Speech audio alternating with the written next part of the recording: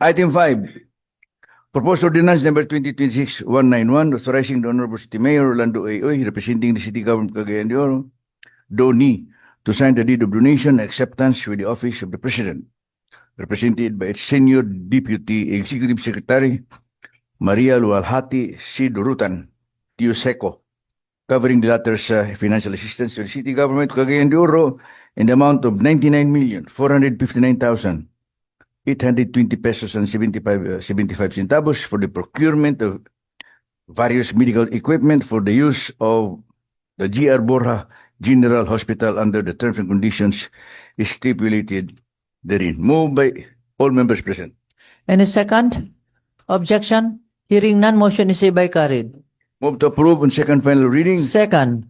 Objection. Hearing none, motion is hereby carried.